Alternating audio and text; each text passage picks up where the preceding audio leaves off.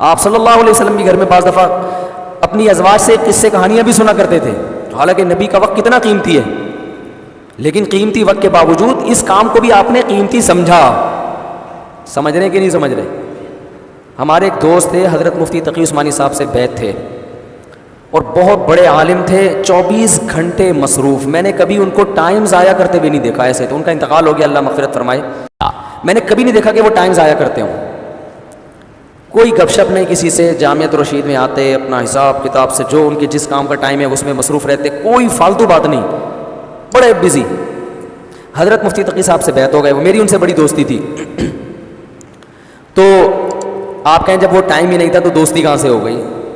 تو دوستی ایسے ہی ہو جاتی ہے کہ بھئی ہم گاڑی میں اکٹھے جا رہے ہیں, جامعہ کی گاڑی میں اس وقت جایا کرتی تھی, اس میں بھی وہ اپنے معمولات پورے کرتے تھے بس میں نا, یعنی معمولات بس کے دوران ٹائم پورے ہوتے تھے. تو وہ ہفتے میں ایک دفعہ میری گھر والوں سمیت مہینے میں ایک دفعہ دعوت کیا کرتے تھے, اور بھی جان پہچان. تو اس سے ہماری دوستی مضبوط ہو گئی. تو اس دعوت میں گپ شپ ہی ہوتی تھی. وہ تو ظاہر ہے دعوت ہے نا, اس میں آپ تھوڑی کے مسائل بیٹھ کے حل کریں گے, لیکن ویسے ہر وقت ٹائم کے پابند. تو مجھے بتا رہے تھے کہ میں نے حضرت مفتی تقی عثمانی صاحب کو خط لکھا, ان کو اپنے معمولات بتائے, اور میرا خیال تھا اس پہ بڑی شاباش ملے گی کہ ماشاء اللہ آپ تو صبح سے لے کے رات تک دین کی خدمت میں بولو بھائی مشغول ہیں. کہہ رہے انہوں نے جواب میں خط لکھا کہ اس میں بیوی بچوں کے لیے ٹائم کہاں ہے؟ صحیح ہے نا, یہ تو آپ صبح سے مدرسہ, تدریس, تحقیق کا کام, فتاوی, بیان ہے بھئی, یہ سارے سلسلے تو ہو گئے آپ کے, بیوی بچوں کا ٹائم کہاں ہے؟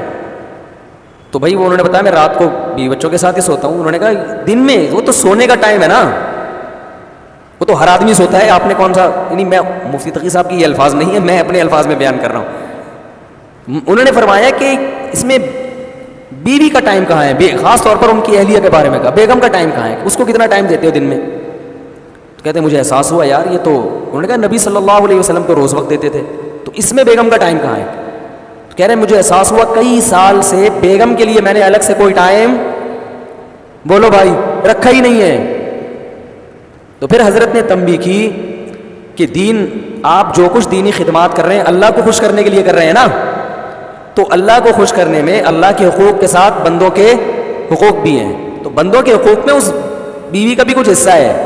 کتنے مرد ہیں کاروبار میں اپنے آپ کو کھپا دیا انہوں نے, صبح گئے رات کو آئے. ایک صاحب نے بتایا کہ میں اپنے بچوں کو انچ کے حساب سے بڑا ہوتے ہوئے دیکھ رہا ہوں, کیونکہ جب میں گھر سے نکلتا ہوں صبح تو بچے سو رہے ہوتے ہیں, جب واپس آتا ہوں تو سو چکے ہوتے ہیں. تو پہلے اتنے تھے, اب اتنے, اور سوتے ہوئے نا, سوتے ہوئے بھائی پچھلے سال جب میں سوتا ہوا چھوڑ کر گیا تھا تو اتنے تھے, اب ایک سال ہو گیا اب اتنے. تو مجھے ایسے لگ رہا ہے کہ ایسے بس, اس سے زیادہ میرا بچوں سے کوئی تعلق نہیں ہے. وہ خود بتا رہے تھے کہ میرے بچے بڑے ہو رہے ہیں, بس مجھے سوتے ہوئے پتہ چل رہا ہے, اتنا ریلیشن ہے بچوں سے. پھر بچوں اور باپ میں تعلق کمزور, محبت ہی نہیں رہتی ان کو ابا سے. ایسے بہت روبوٹ ہم نے دیکھے. تو میں نے ایک واقعہ سنایا, اور بھی ایسے کئی واقعات ہیں. ایک وکیل صاحب, ان کی زندگی روبوٹ جیسی, کہہ رہے ہیں کہ 10 سال میں اپنے بھائی بہنوں سے نہیں ملے. یہ مجھے بتایا ان کے رشتہ داروں نے, 10 سال ہو گئے, کیونکہ یہ ہائی کورٹ میں اس کیس کی سماعت کرتے ہیں اور بڑے مشہور وکیل ہیں. اب تو انتقال ہو گیا, اللہ مغفرت فرمائے. بڑے مشہور وکیل ہیں اور بہت پیسہ کمایا انہوں نے, بڑے ایماندار ہیں. ایمانداری پر ان کو ایوارڈ ملے ہیں. ایمانداری پر, جب مسلم لیگ کی حکومت تھی اس وقت ان وکیل کو ایمانداری پر ایوارڈ ملا تھا. پاکستان میں وکیل کو ایمانداری پہ ایوارڈ مل جائے, آپ اندازہ لگاؤ یار کتنا نیک, اور واقعی بہت نیک تھے. کبھی کرپشن نہیں, کوئی جھوٹا کیس نہیں لیا. جو بھی مجرم آتا تھا پہلے اس سے پوچھتے تھے, یعنی مجرم تو نہیں, جو بھی کیس آتا تھا پہلے اس سے پوچھتے تھے کہ غلطی, پہلے خود ٹریس کرتے تھے کہ یہ کرپٹ تو نہیں ہے, کہیں ظلم اس کی طرف سے تو نہیں ہے. جب پتہ چلتا تھا بھائی اس پہ ظلم ہو رہا ہے, پھر وہ کیس لیتے تھے, اور کوئی کیس وہ ہارے نہیں تھے کبھی بھی. میں نے ان کو دیکھا, اتنی موٹی موٹی کتابیں اور وقت پڑھتے رہتے ہیں. وکالت میں تو آگے نکل گئے, بچے بھی باغی, رشتہ دار بھی باغی. کوئی دوسرے ملک سے ان کی بہن آئی ملنے کے لیے تو کوئی ٹائم ہی نہیں دیا اس کو, میرے پاس ٹائم نہیں ہے, سب لعنتیں بھیج رہے ہیں. تو یار یہ کون سی زندگی ہے؟ حکومت آپ کو ایوارڈ دے رہی ہے لیکن رشتہ دار آپ سے ناراض ہیں, تو کیا اللہ خوش ہوگا؟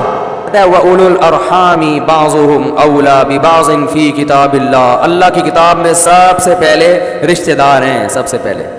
آپ کیس کی سماعت کریں, آپ کیس اتنے لیں جتنے اپنے گھر والوں کو اور رشتہ داروں کو ٹائم دے کے جو وقت بچے اس میں آپ لگائیں، آپ سارا ٹائم اسی میں برباد کر دیا، تو یہ بڑا ظلم ہے۔ تو خاموش رہنے کا مطلب یہ نہیں ہے کہ گھر میں جا کے بھی ناک پہ مکھی بٹھا کر خاموش ہو جائیں، وہاں جائیں، رشتہ داروں میں جب جاتے ہیں تو ٹھیک ہے، گپ شپ ہوتی ہے، بات چیت ہوتی ہے، وہ تو ایران توران چلتا ہے۔